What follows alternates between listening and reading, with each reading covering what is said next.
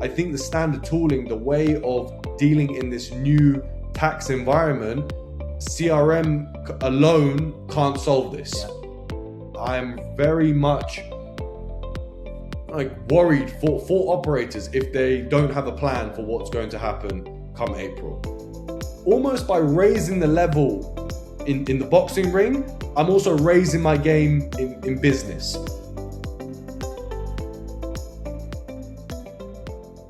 Alec, welcome to iGamingFM. Great to see you. How are things?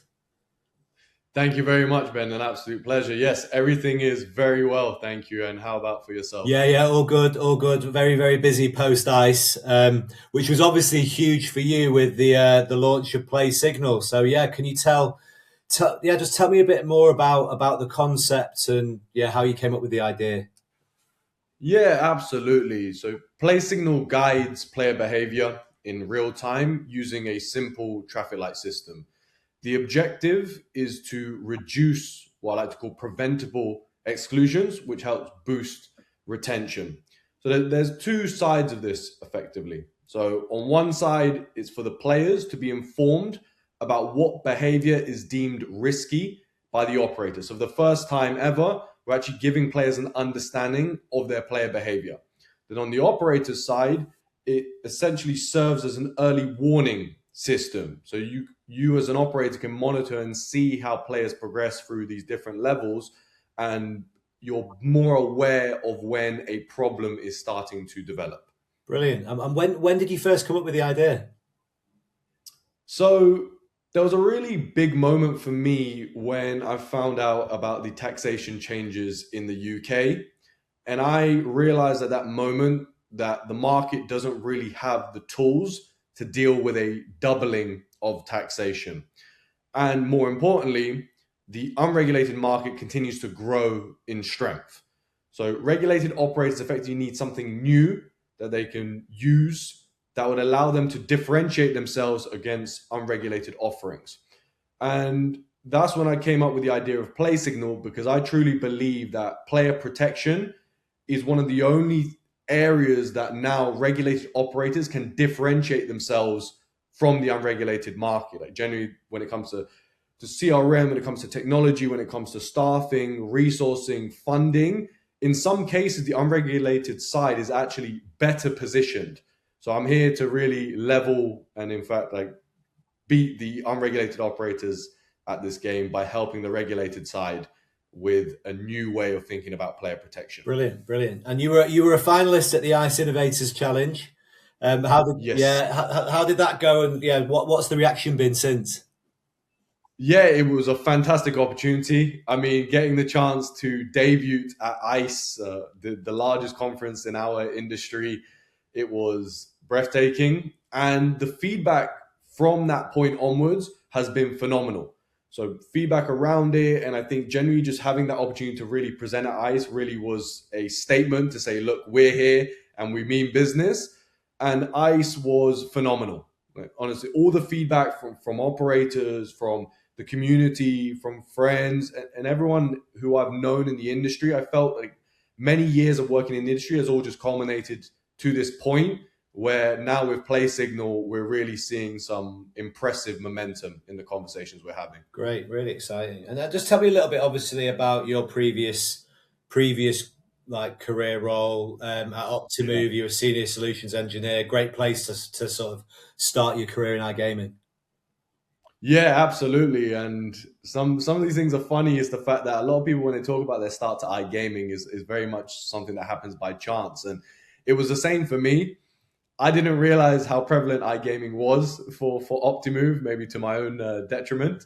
But very quickly, I assimilated into the industry. I really like the industry, and I think the people in it are fantastic. That really stands out for me, like how everyone is so supportive. And from that point onwards, I was really just a sponge at Optimove. I was taking everything in and learning a lot of things during those 4 years there. And I think some things have really stuck with me from that time at Optimove. And a few of those things are just being bold, right? Being in those conversations with C-level, and not necessarily being timid in those scenarios and actually speaking up and speaking your mind. And as long as you have good judgment in those moments and you're saying things worthy of value, I think people respect that a lot. So it was very much an idea of being bold and being valued for the opinions that you're bringing to the table. The other side of it was energy matters. I think the minimum requirement for me is to go into any situation scenario with a sense of enthusiasm and energy for it. And I said, if I can't bring anything to the table, at least we'll have a good conversation. So that's another thing that I really built in. But ultimately, from a technical perspective, it was learning the ins and outs of how operators function and what really drives or moves the needle, right, from a CRM perspective. And that's very much been put into question now. And that's why it led to the creation of PlaySignal, which was, I think, the standard tooling, the way of dealing in this new tax environment. CRM alone can't solve this, Yeah. right? Especially when both sides have the same level of sophistication when it comes to the software. Brilliant. And what are your big hopes for this year and beyond? Obviously, it's been a pretty roller coaster start to 2026, I imagine. Yeah. What are you really hoping for this year? So I really want to work with the best, the brightest, and the biggest in the industry. So I think everything is all hands on deck in order to effectively facilitate those conversations and make sure that we have PlaySignal out there in the wild and iterating upon that real product feedback. But so far, there's been incredible progress. And when I think about ICE, it was like less than a month ago, right? If that. And it feels like it was a year ago, just because of how fast things have progressed, not only from a conversational perspective, but also from a product perspective as well. So really just trying to carry on that momentum, speak with primarily like UK operators, because I think that event of the taxation increase is a particularly compelling event. Okay. But ultimately, the world's our oyster. Like a lot of markets are getting more heavily regulated. There's emerging markets which are now going under like a more stringent regulatory framework. But also some of the existing markets, if we look at like the Europe and US, like where is the growth going to come from? And I think this new perspective on player protection, where it isn't necessarily just a cost center, but actually something that can generate more and actually boost retention objectives is a totally new spin on it. Brilliant. So very much sort of like UK market is first priority, but then you're looking globally. Yeah, absolutely. And the UK means a lot to me, being the country that I reside in, and of course born and raised in the UK. So very much, and it links into the motivation behind PlaySignal. When I saw what was happening and what like existential threat there is to the industry in the UK, which has been a bastion of sports betting, a bastion of casino. Like a lot of the iGaming side has come from very talented people from the UK and in the UK currently. And to see this kind of decision being made, it made me think, look, like I can either sit back and watch this happen, or I can do something about it and really take action, because this playbook is not new. I was there when we saw the changes in the Netherlands, and those were minor taxation increases compared to what we're seeing in the UK. And I saw what effect and impact it had on the regulated operators. And I think what is coming in April, and I class it like the UK is an iGaming winter. I am very much like worried for operators if they don't have a plan for what's going to happen come April. Yeah. Okay. And it's really interesting, because obviously it's not that long ago now where the UK budget happened. So you've really pivoted quickly with this, right? But the idea was still there prior to that. The idea was brewing, and then certain things came to light which enabled me to really have this fast launch. So one thing was the ICE like pitch competition, where applying for that, going through that process, where I was like, okay, now I have a perfect opportunity to launch this and drum up attention because of that. Alongside that, working with two others very, very closely. So we have a fully fledged like team that's now working on this, and it's just a perfect storm, the way I'd call it. Like a lot of things just aligned, and I think in this business, particularly when you are a startup, speed is critical. If I'm going up against some very, very big names and you're competing against all odds, you really need to be fast because the big guys can't be this fast, right? There's bureaucracy, there's procedures, there's lots of team members you need to discuss with. Speed is a huge competitive advantage, and I'm leveraging that to the T, to be honest, to basically make sure product rollouts, changes, everything just happens instantly. And the whole team, in fact, is technical. So that's another huge advantage. Everyone can go in, modify the tool, change something, and keep iterating. Because I really want, as part of the identity of PlaySignal, it's an idea that we very much can listen to operators and modify things as we go along and as we iterate and learn from operators. This is ultimately like, I want this to be the default, but ultimately like the ultimate tool for player protection for operators across the world. Brilliant. So speed and agility. We'll come on to the boxing soon enough, but Yes. plenty of similarities there. Look, just one to cap off here. Just like what would be your number one prediction for the industry in 2026? It could be related to PlaySignal. It could be related to anything within the sector. Is there any sort of prediction you would flag for this year? I think regulation and taxation is only going to go upwards and become more more stringent. Let's call it that way. I don't see them being like a pushback through there. So in order to adjust to this new market, what I'd say one big thing is, and I hope that PlaySignal would lead the charge on this, is that player protection will become a competitive differentiator. No longer will RG and player protection be effectively like lip service or something that you have to implement because the regulators suggest so. It is actually a space ripe for innovation that will allow regulated operators to survive. Because I genuinely think that is the question we need to be asking. It's not whether regulated operators have a worse quarter or a worse year. The question right now is genuinely about survival given the changes we're seeing right now. Brilliant. Now, referring back to the boxing, we first met at one of the industry boxing classes well over a year ago now, obviously, and that's now progressed into behind the gloves, driven by Lee McFarland, who we both know very well, and you clearly know what you're doing in the ring. I know you've had a fight, and yeah, very stylish there. But what is it about boxing that you like so much? And I suppose how does that blend into your career as well? I think boxing is one of the most honest sports in the world, or that there is, right? If you want to know whether you're courageous or not, go in and spar someone who's better than you. If you want to know if you're disciplined, wake up early in the morning and head to a gym with no heating in January. So it really asks questions of yourself. And through those questions, you really know what you're made out of. But I have a screensaver like on my phone right now, and it's been pretty critical for placing. But it says like every day is war, right? And business and boxing have a lot of similarities in that case. It's very much you are up against all odds. Life is combat. People are not going to give things to you. You have to earn it. You have to be meticulous. You have to be dedicated. So there's a lot of things I've taken out of boxing that directly translate into business. But one thing, I think physical directly ties in with the mental side. But if we think about the mental side in particular, let's think about mental resilience and ability to cope under pressure, right? Often I get asked, oh, like, how do you fare when you have to do public speaking? Do you get nervous? Do you get anxious? And I said, there's always a level of that.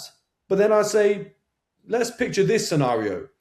I sometimes have to go in with fighters who are heavier than myself, are more powerful than me, and I have to try and implement new combinations while someone's trying to take my head off. If that's not pressure, then I don't know what is. So almost by raising the level in the boxing ring, I'm also raising my game in business. So that's why I think it's a perfect place to really build mental resilience that carries forward in everything in life. And it really is a true mirror of people as a whole. Absolutely, and I think for me, look, I mean, it's had a big impact on my life over the past sort of 12 to 18 months, and yeah, it's just incredible how the industry seems to be backing it. And I mean, just looking at Barcelona, the sheer number of people who are turning up each day, it's a real positive, I think, for the industry. Oh, absolutely. I want to give Lee all his flowers, and as well Julia, who's now working alongside him for that, because it is an absolutely fantastic initiative. And to see like how many people now take part is incredible, right? As of like ICE last month, like we saw, I've never seen a gym that big, right? Where they're trying to fit everyone in. There's like 40 plus people here, people from all like sectors of the industry. And even for me, like from a business perspective, I've got to meet like fantastic individuals such as yourself, like incredible people. And I don't think that would have been as seamless if we hadn't had the boxing, right? Absolutely. Which brought us all together. So 100%. I have tremendous respect for Lee and Julian for everything they're doing with behind the gloves. And I really am looking forward to seeing it progress, really, because there is no cap to this. As long as there's a boxing gym big enough, then we can all be there training and having a good time. I think that's the main issue now, isn't it? Finding ones that are big enough. But no, exactly. And look, just final point on that. I'm obviously taking part in the SBC Charity Boxing Championship next month. It was in just over 6 weeks' time in aid of obviously the Oliver's Wish Foundation, with a really important charity. It's very close to the industry's hearts. Taking on Rob Fell from Wrist Cherry, who's also very well known and obviously sponsored one of the days, the mornings at ICE. Any advice you can give me? Look, I respect your opponent as well, so I think I can't give too many specifics. Maybe advice for both of us. Yeah. Some general pointers. But before I do that, first of all, I'd like to say that absolute massive credit to you. It's not easy to decide to step into the ring, and that's all the more credit and respect for you for doing that, especially for a fantastic cause. Now, regarding getting into a fight and having a boxing match, I would say there's three main words, right? Keep it simple. Now, what exactly does that mean? I think there's so much in boxing that it can almost be overwhelming to the extent that you can be in a position where there's almost too much information. So when I say keep it simple, I mean there are some core things that I would just practice relentlessly, and that's about it. Straight punches, a jab, and a right hand, and you can maybe add in different levels. So head, body. That's it. No bent arm shots, nothing like that. You're tall anyway, so you want to be able to use that range. So I think definitely just working on straight arm shots. In fact, even more than even a right hand is more the jab, right? You can win a fight just off the jab and the jab landing, right? So it's super, super basic from that perspective. Footwork is critical.